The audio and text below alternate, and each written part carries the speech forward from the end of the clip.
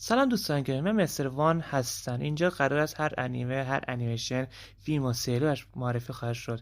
اینجا بهترین گزینه برای تفریح هستش. حتی انیمه چه ندیدید خواهید اینجا معرفی خواهد شد و اینجا بهترین گزینه برای انتخاب از ژانرهای مختلف خواهد بود و بهترین تاپ 10 در اینجا برگزار خواهد شد و همچنین قرار است ما اینجا هر انیمه رو بر اساس سلیقه فیلم معرفی کنیم. خواهشمندم کانال ما در اینجا فالو انجام بدهید و همچنین قرار است در اینجا بهترین گزینه برای سابسکرایب فالوور باشد و از دوستان گرامی خواهشمندم در اینجا هر سوالی هر پیشنهادی دارید به ما بگویید. هدف ما اینجا این است این کانال با پرشورترین و مخاطبین جهان در ایران انتخاب کنیم و همچنین بر مخاطب ایرانیان اینجا لذت و بخش هر انیمه سوالی دارن، اوتاکو، هر کسی فیلم سریال میخواد ببیند، یکی از گزینه‌های بهتر برای معرفی انیمه هست. به شما بهترین گزینه‌هاش اینه که برای شما مثل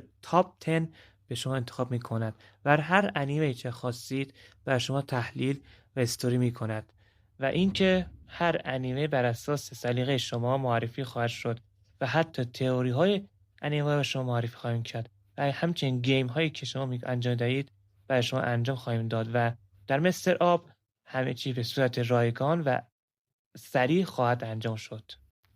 پس دوستان گرامی و خواهشمندم برای حمایت از کانال ما لطفاً آیدی ما رو در اینستا و در اینجا فالو انجام بدهید و همچنین برای کسانی که پیشنهاد کانال ما رو به ما پیشنهاد بدهید.